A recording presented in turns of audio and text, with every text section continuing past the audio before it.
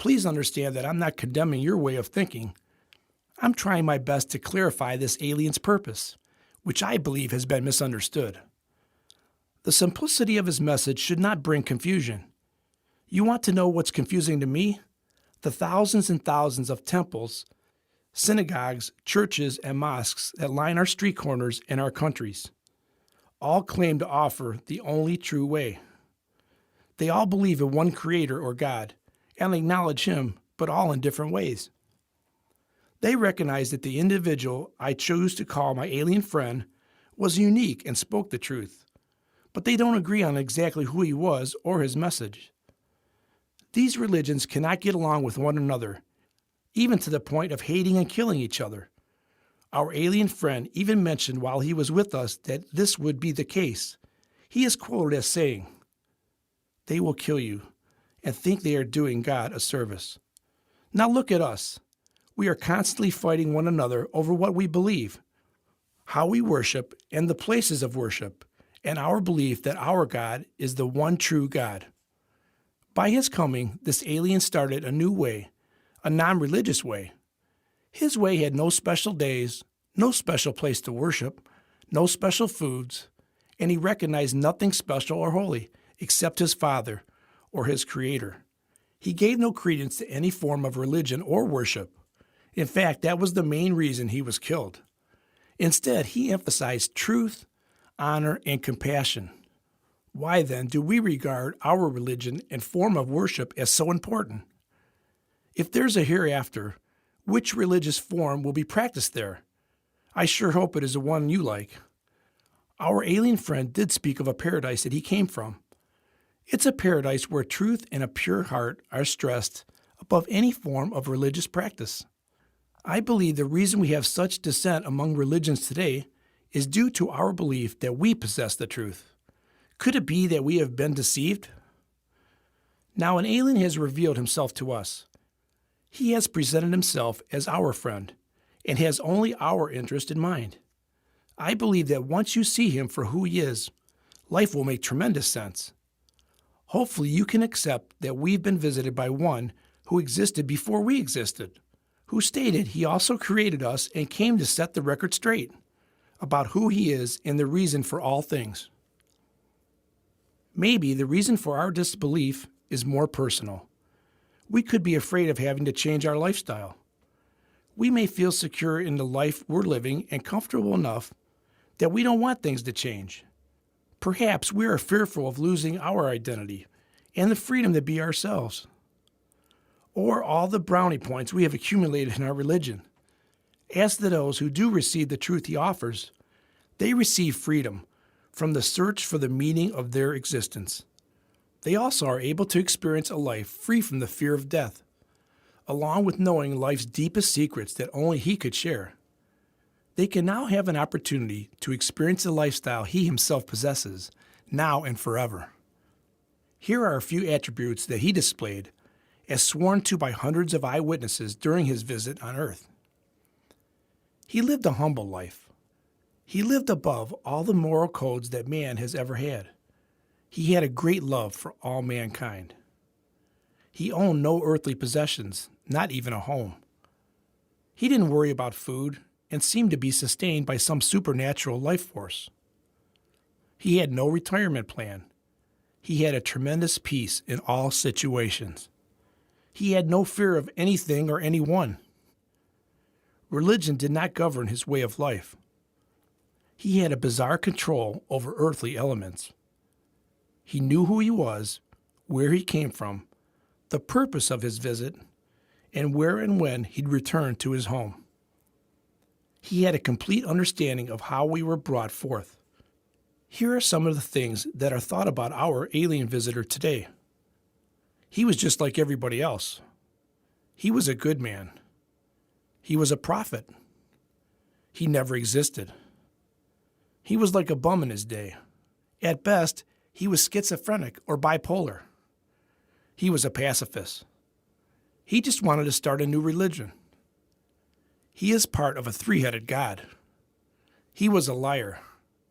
He was a lunatic. It's kind of funny how those who observed him up close for approximately 3 years had a completely different view of this person than we do today. They said he came to tell us things we could never find out on our own. Not only did he tell them many marvelous things, but he also revealed powers that no one has ever had before or since. These powers and attributes seemed natural to him, and they were. We must recognize that he took on our form, but never stopped being who he was. He was eternal, immortal, supernatural, what I choose to call human. What it means to be human was best revealed by him, because he was, and still is, truly human. He revealed the qualities of what being human is, which also revealed what being human is not. He acknowledged the early writings and what they stated about how a great mutation had taken place, leaving us in a distorted subhuman condition in which we remain to this day. But keep this in mind. He took on our form, a form that is subhuman. At one time, a few of his close friends reported having seen him as he really was. That is without the subhuman covering. His form was bright, glowing, and somewhat transparent, much like what we know as a holograph today. It was also reported by these same friends that he came to them in their boat, in the middle of the sea, walking on the water, and encouraged one of them to walk to him on the water, and he did. His hope was to show them the lifestyle they once possessed, and that they were never meant to lose. He had sympathy and compassion for the sick, the disabled, the hungry, the hurting, the lonely, the fearful, the diseased, and the hopeless, all of which are some of the signs of our mutation. He was able to experience, close up and personal, the effects of the subhuman lifestyle. It grieved him continually to the point that he healed and corrected all those subhuman ailments when he came in contact with them. Bear in mind that none of these mutations exist in the place from which he came. He spoke the truth and lived truthfully. No one could speak evil of him, but they did, even calling him the devil. He spoke of existing before the world began, and of even creating it. He existed along with our first parents, who bore his likeness, invisible and visible, in nature and form. Before the change from human to subhuman took place worldwide, which we now say never happened. Yet look around. Do we have the qualities that this alien had while he was here? He spoke of the beauty that once was ours here on earth, with a paradise garden that was made just for mankind. This paradise that he made perfect still exists. It is real and eternal, and this environment we live in is actually perishing. It is only temporary or not even real. Heaven and earth shall pass away, he said. He desires that we believe him to escape the bondage of our subhuman tendencies. Not knowing this point, mankind could misunderstand the total importance of his coming and the necessity of our believing him. He came for our benefit, not his. He was pleased to reveal the lifestyle he possessed, possibly to excite us about what a human is and the lifestyle we are still able to possess. The acts he performed that we call miracles were not tricks or gimmicks to make us want to join a religious sect, but a way to reveal a life that once was ours and the authenticity of his being. If a Martian came to visit us, well, if there is such a thing as a Martian and he visited us, would we expect the Martian to bring the lifestyle of Mars with him? Years ago, there was a television program called My Favorite Martian, in which the Martian had all the qualities and abilities that he had on Mars. This Martian was not like us in many ways. He was alien to us. He revealed to his earthly friend the powers that we wish we could possess. As a kid, I said, wow, if only I could do that. I also wanted to be able to fly like Superman. I always thought that if I had been born on Krypton, I would have the powers that Superman had on Earth. Now, unless we see our alien friend as a true, honest-to-goodness alien from another world, we will miss seeing the big picture. This alien, whose mission was to rescue or deliver us from our mutated lifestyle while here, he was empathetic to make his mission perfectly clear to us. At a gathering that included many religious people, eyewitnesses saw him read from their sacred writings. This is what he read. The life force of my Father is with me. He has appointed me to inform the afflicted of great news. He has sent me to proclaim liberty to those who are bound, and return sight to the blind, to set those free who are oppressed, to say, this is the year the Lord has chosen. Upon finishing this reading, he returned the sacred writings, sat down, and stated, "This writing that you have just heard has been fulfilled today." During his visit, his uniqueness was looked upon as strange, weird, and even demonic by those who could not comprehend the nature of his existence. We must admit that for anyone to conceive of or comprehend an alien from another world would require quite a stretch of the imagination. But he gave those who saw him many convincing, first-hand examples of a lifestyle unlike their own. As he lived among us, he constantly amazed witnesses by his actions. In his world, he didn't worry about where his next meal was coming from. When he was in a predicament with thousands who were hungry and without food, he felt compassion toward them. He realized these creatures relied on food for their existence. Seeing they had no food, his friends found a few fish and a little bread. There was not enough to feed such a multitude, but still he told them to pass it out. They all ate until they were full, and there were baskets of food left over. With this act, he showed them that no one ever goes hungry where he comes from. At times, he would come in contact with people who were blind from birth, crippled, deformed, disease-ridden, and even dead. Displaying the lifestyle of the world he came from, he healed all, because where he came from, these things do not exist. He demonstrated that there was a difference between his lifestyle and our way of life. People began flocking to him, not only because he had such great powers over life itself, but because of the way he lived, strangely not bound to this world. It was recorded at times that he would retreat to a mountain or the wilderness, somewhere to be alone because of the great pressure of being with people who show such hopelessness, lack of knowledge, and fear of almost everything. He was so taxed by the problems and chaos of these poor, helpless creatures that he needed time alone to reflect on his home and family. After a short time, he would return to continue bringing hope to the hopeless in a dying world. He even brought back people from the dead, revealing that where he came from, there is no death, only life.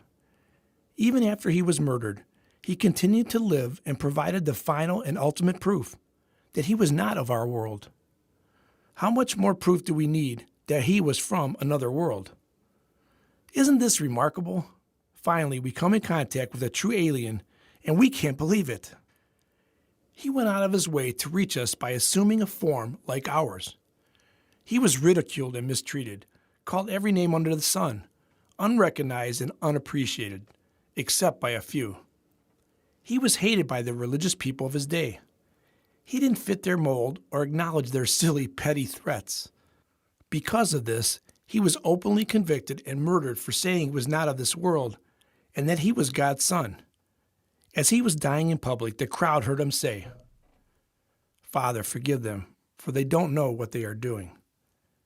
Even when his body, like ours, was suffering and bleeding to death, he felt sorry for his mutated accusers. Here is a thought. Wouldn't the Father have been perfectly justified to destroy all life because of what we did to his son? I know I would have wanted revenge if it was me and my son was murdered. But the Son requested that the Father forgive this mutated race, and the Father held back his wrath for the sake of the Son, and, in part, just because of his request. This was definitely not what subhumans like us would do. He was revealing so much to us about his way of life that you would have to have a head like a block of steel to miss the point. He willingly allowed himself to be put to death, to get our attention. How else can you show that death has no power over you unless you go through it? He told his close friends he would be put to death, but it would not stop him from living. His close friends were utterly surprised, even though it happened just as he said it would. He was brought up on false charges. He didn't even have a legal trial. It happened in the middle of the night, and by morning he was condemned to die. They watched as this horrible event took place, then fell into great sadness, unable to face life without him. For years he had been their friend, teacher, and constant source of hope and deliverance, but now all seemed lost without him. When they gathered one morning after his execution, they remembered that their strange friend said he would be put to death but would return to them in 3 days. The ones who had had him killed remembered his promise to rise from the dead. They guarded his burial site as a precaution. They wanted to make sure his friends did not take his body and say he had come back to life. Now it was time for our alien friend to shock them all. A glowing alien creature, bright and shining, opened the gravesite to reveal that the tomb was empty. There was nobody in there. This confused both those who loved him and those who killed him. How could one who was dead and buried just disappear? Both sides thought the other group stole the body. The close friends of this alien were still in hiding because they felt those who condemned him would come after them next because of their association with him. They were also being accused of taking the body, but they didn't have the body and were more confused than ever. I think our alien friend was having a little fun with them by not showing himself immediately. Maybe it was a test to see if they really believed that the words he spoke and the life he lived were the truth. One of the alien's female friends went to the others to say she had seen him alive. Now they were about to lose it, but shortly after they were told he was alive, he appeared to his closest followers in a closed and locked room. They were totally amazed and eventually believed he was definitely who he claimed to be. His form was not a spirit or ghost. He had flesh and bones, and he still had the wounds that caused his death, but there was no bleeding because there was no blood. He could appear and disappear as if he slipped into another dimension. History tells us that when he visited them, he ate and drank with them over a period of 40 days. He was seen by over 500 people at one time, and this caused quite a buzz since 500 people do not hallucinate all at once. Everyone was talking about this strange, ever-living one and his message of hope to the hopeless. Although it happened long ago, people are still talking about it today, but confusion about his who, what, and why is self-evident. He told them that in a short time he would send his life force to dwell within them, which would help them remember what he did and what he said during his visit to Earth. Then they would understand more completely the meaning of his visit. This life force would guide them in the truth for the rest of their stay on Earth.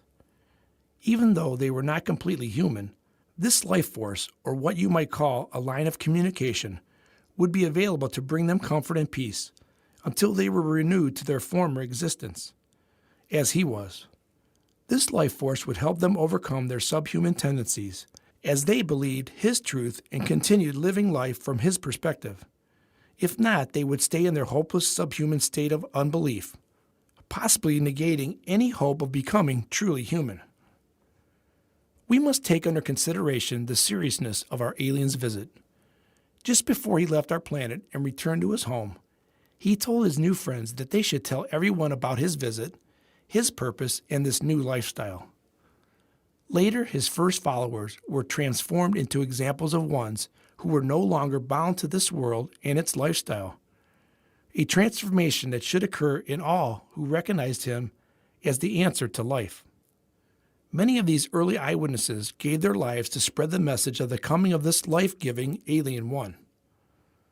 Now let's do our best using the information about this alien friend and his viewpoints to understand our own who, what, and why. We do this by comparing it to his lifestyle. We continually wrestle with our beginning. That is the question of how we came into existence. A good part of the world has accepted that we have evolved, and if we evolved, we most likely evolved from something that evolved. But if we were created, it's possible we were created by someone or something that was created.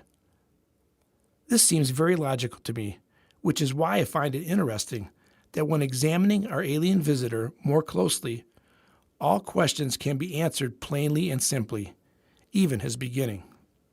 If we can understand or have insight into his beginning, we might just comprehend more clearly our beginning too.